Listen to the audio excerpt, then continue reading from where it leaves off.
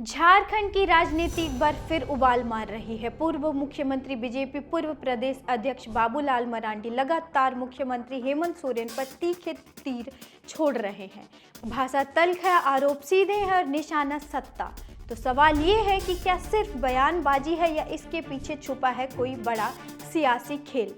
जोहार, नमस्कार, मैं मौसमी शर्मा और आप देख रहे हैं ग्लोबल मीडिया अपडेट्स। कहां से शुरू हुई टकराव की कहानी। हेमंत सोरेन और बाबूलाल मरांडी दोनों झारखंड आंदोलन से निकले नेता, लेकिन आज एक दूसरे के सबसे बड़े राजनीतिक विरोधी बन चुके हैं। वजह है, एक तरफ झारखंड मुक्ति मोर्चा जेएमएम की सरकार, दूसरी तरफ बीजेपी जिसकी कमान अब मरांडी के हाथ में है।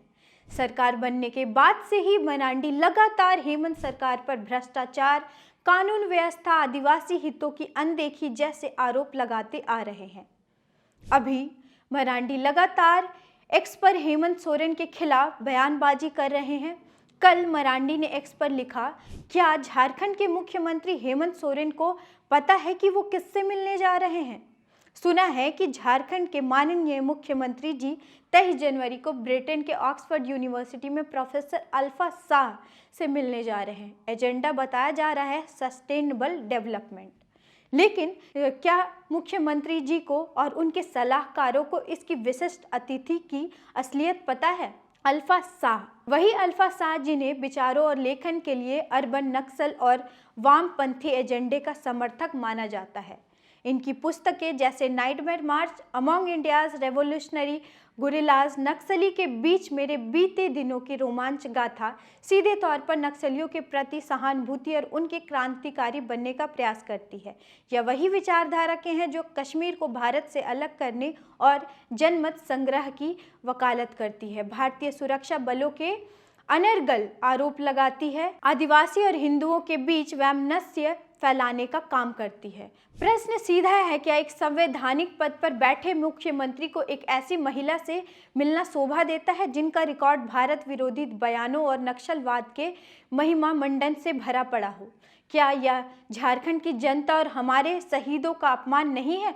मुख्यमंत्री जी विदेशी धरती पर जाने से पहले कम से कम यह तो देख लेते कि आप किस विचारधारा को मंच दे रहे हैं। यह बात कल की है और आज फिर एक और आरोप के साथ मरांडी तैयार रहे। आज एक्स पर लिखा कि अवैध पत्थर खनन की सीबीआई जांच से बौखलाए मुख्यमंत्री हेमंत सोरेन और उनकी पार्टी के कार्यकर्ता गुंडागर्दी पर उतर आए हैं। सूचना प्राप्त हो रही है कि विगत कुछ दिनों से साहिबगंज में रेलवे के माध्यम से होने वाली पत्थर ढुलाई को झामुमो के छुटभइये नेताओं द्वारा रोक दिया गया है। एक ओर हेमंत सोरेन विदेश में निवेश लाने के लिए गए हैं, दूसरी ओर उनके ही इशारों पर और झामुमो के लोग गुंडागर्दी कर रहे हैं। ऐसी ही स्थिति रही तो झारखंड में फूटी कौड़ी का निवेश नहीं आएगा। हेमंत सोरेन ने पंकज मिश्रा, पूजा सिंघल, छवि रंजन, विनय चौबे, मिथिलेश ठाकुर जैसे भ्रष्टाचारियों को संरक्षण देने का जो पाप किया है उसकी सजा जरूर मिलेगी। चाहे ईडी का कार्यालय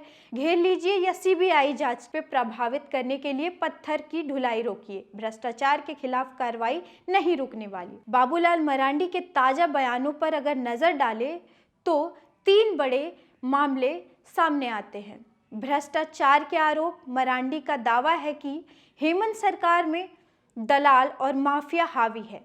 खनन, बालू, जमीन और ट्रांसफर पोस्टिंग को लेकर वे लगातार सरकार को घेरते रहे हैं। कानून व्यवस्था पर सवाल।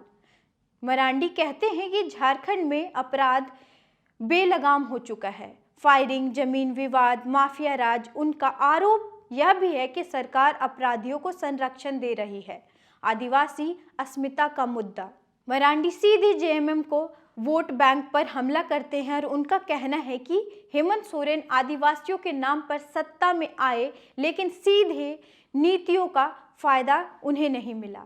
अभी हेमंत सोरेन स्विट्जरलैंड के दावोस में हैं, जहां आज वर्ल्ड इकोनॉमिक फोरम में भाग लेने गए हैं और अब तक उन्होंने कुछ कहा नहीं है इस पर पिछले बयानों को अगर हम देखें तो हेमंत का जवाब साफ और राजनीतिक है।